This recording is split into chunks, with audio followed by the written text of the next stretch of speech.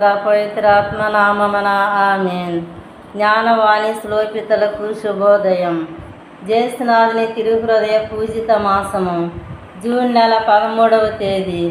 జ్యేష్ఠనాథుని దివ్య హృదయము ఉత్తరించు స్థలమున ఉండు ఆత్మలకు ఊరటముగానున్నది. జ్యేష్ఠనాథుని దివ్య హృదయము మోక్షమందుండి జయమునందిన తిరుసభ నిత్య భాగ్యముగాను, ఈ లోకములోని యుద్ధ సభకు రాజుగాను, ఉత్తరించు స్థలమందుల వేదన అనుభవించి తిరుసభకు ఊరటగాను ఉన్నది. మోక్ష భాగ్యము కలంకము లేని దివ్య గొర్రెపిల్ల నివసించు రాజ్యమై ఉండగా, స్వల్ప పాపము కొంచెమైనను కలిగిన ఆత్మలు అక్కడ ప్రవేశింపలేవు. ప్రతిదినము చనిపోవు లెక్కలేని జనులలో అనేకులు పూర్తిగా పరిహరించని స్థితిలో దేవ సన్నిధానములో నిలుచుందురు.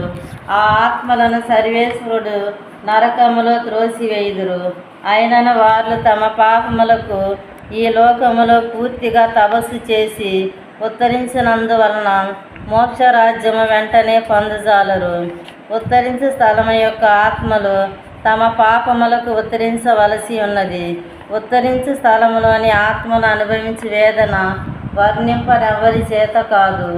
వేదశాస్త్రులు చెప్పినట్లు ఉత్తరించు స్థలము యొక్క స్వల్ప వేదన సకల వేద సాక్షులు అనుభవించిన వేదనల కంటే అధికమైనది.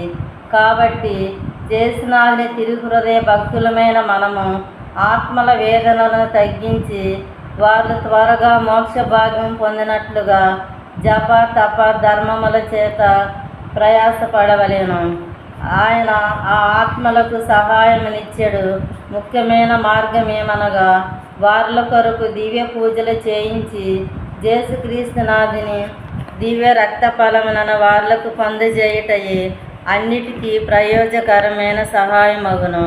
అనేక మంది మంచి క్రైస్తవులు ఈ ఉచితమైన వాడుకను అనుసరించి ఆ ఆత్మల కొరకు పూజలను చేయించు వచ్చుచున్నారు.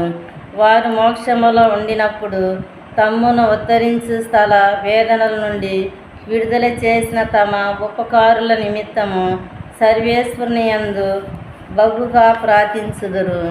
ఉదాహరణకు పునీత మార్గరీత మరియమ్మ గారు చెప్పిన విధముగా పెద్ద గురువారం రాత్రి ఈమె దివ్య సప్రసాదమునకు ముందు జపము చేయించుండగా తరుణములో ఉత్తరించు ఆత్మలు ఆమెను కొంతసేపు ఆవరించుకొనగా, నీ చేత కూడిన సత్క్రియలన్నిటినీ చేసి ఆ ఆత్మల కొరకు అప్పగించుమని ప్రభు వసించిరి.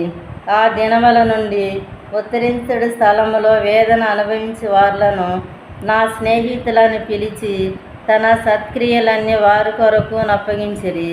ప్రియమైన సహోదరులారా, కాబట్టి జ్యేష్ఠనాథుని దివ్య హృదయ స్నేహితులు పునీత మార్గరీత మరియమ్మ గారి మాతృకను వెంబడించి మన జపము వలనను సత్క్రియ దివ్య పూజల వలనను తాము పొందు ఫలములను ఆ ఆత్మల కొరకు నప్పగించి ఆ ఆత్మలను మోక్షము చేరినట్లు ప్రార్థించుదాము. పితా పుత్ర పవిత్రాత్మ నామమున ఆమేన్.